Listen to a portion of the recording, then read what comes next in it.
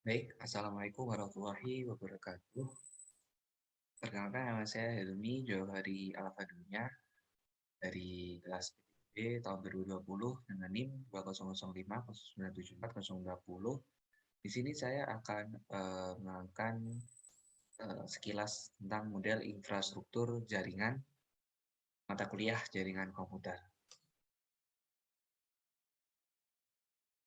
Nah, penjelasan kali ini saya akan membahas yaitu tentang pengertiannya, terus jaringan komputer dan jaringan terdistribusi, serta contoh penerapan, kemudian pembagian jaringan berdasarkan geografis, kemudian ada gambar model, pada pembagian jaringan berdasarkan akses, kemudian ada cara membangunnya, siaran, topologi jaringan, dan pembagian jaringan berdasarkan penggunaan kabel. Nah, apa itu teknologi jaringan komputer? Singkatnya yaitu kumpulan komputer atau peralatan yang terhubung dalam satu kesatuan atau himpunan yang terinterkoneksi sejumlah komputer. Nah, kemudian sistem terdistribusi itu sendiri yaitu sistem perangkat yang diduduk di atas sebuah jaringan. Kemudian perangkat lunak lah yang menentukan tingkat keterpaduan dan transportasi suatu sistem jaringan.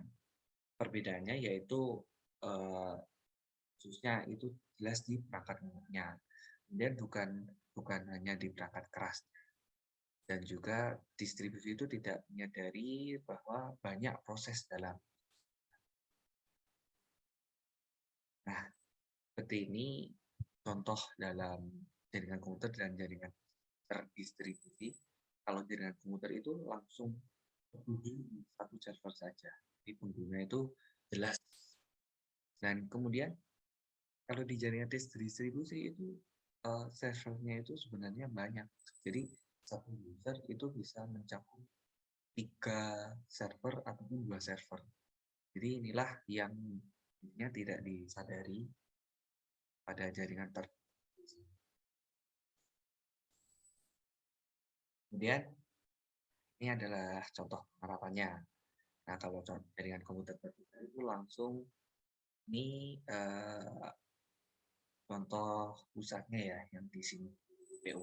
Nah, kalau yang seperti itu, ini bukan hanya satu, tapi bisa sampai 3 alat atau 6 alat sekaligus, 6 server sekaligus maksud saya. Nah, kemudian pembagiannya berdasarkan jangkauan geografis itu ada WAN, itu Wide Area Network, yaitu yang telah mencakup dunia atau jangkauannya udah seluruh dunia. Dan juga LAN. LAN itu biasanya masih dalam satu kelas. Jadi contohnya itu seperti kalau dalam UN kan satu server biasanya satu kelas atau satu sesi itu maksudnya itu sama itu pakai LAN biar sistemnya itu terkontrol satu arah. Juga PAN yaitu personal area network, itu biasanya cuman kayak Bluetooth kayak ngirim file itu kan biasanya hanya bisa satu atau kayak privat gitulah. Dan ada MAN itu metropolitan. Nah, ini cakupnya hanya satu kota. Contohnya ya kayak seumpama pada saat kalian membeli di internet pakai data itu kan ada yang versi lokal atau apa. Nah, itu kan lokal biasanya hanya dalam satu kota itu saja pada saat kalian membeli. Misal kalian membelinya di kota A, berarti penggunaannya itu hanya bisa di kota tersebut saja. Kalau dipakai keluar, kalian memakai data internet yang biasa lokal seperti itu. Kemudian, nah ini penggambaran model jaringan berdasarkan cakupannya tadi.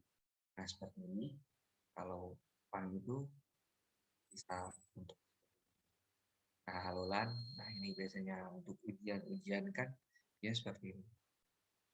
Iman, nah ini high school, ini BS langsung satu pusat keperluan di seluruhnya.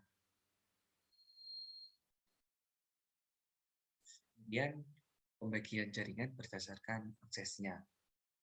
Nah, ini ada internet dan juga intranet. Apa itu bedanya?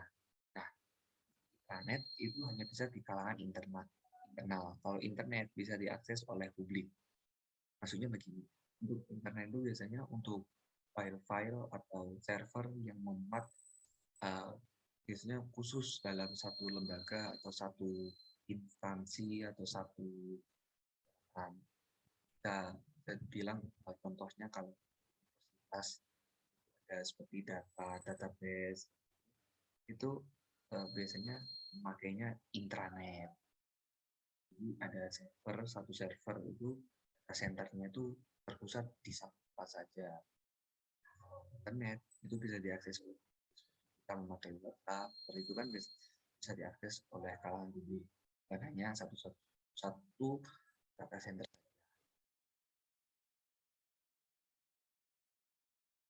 Nah, ini ada juga cara membangunnya. Ada ad hoc. Ad hoc itu apa? Jaringan yang dapat berdiri tanpa bantuan dari perangkat lain. Jadi, dari akses poinnya ini, aksesnya itu bisa ke wireless stations. Maksudnya nggak perlu pakai kabel atau maksudnya wireless. Ini akses poin ada LAN, bisa disambungkan ya kayak kalian uh, internet atau apa cuman bisa pakai di ya itu punya ada juga infrastruktur model ini nilai ini tidak bisa tambah seperti access point. Oh ya, maaf ya, yang infrastruktur akses point yang ad hoc uh, cuma satu ini saja servernya. Dia topologi jaringan ada 5 jenis, itu seperti ada topologi bus, topologi ring, topologi star, mesh, dan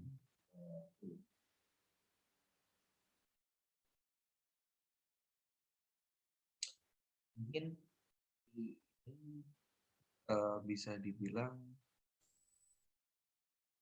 lebih banyak olehnya.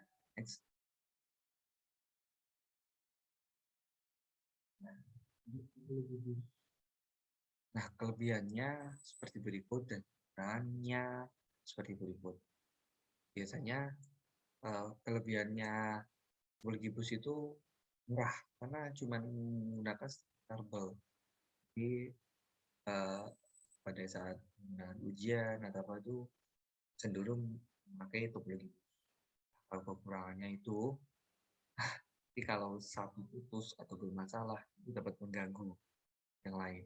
Jadi uh, ada ya, bisa dibilang efektif, namun kalau terjadi gangguan agak ribet juga pakai topologi.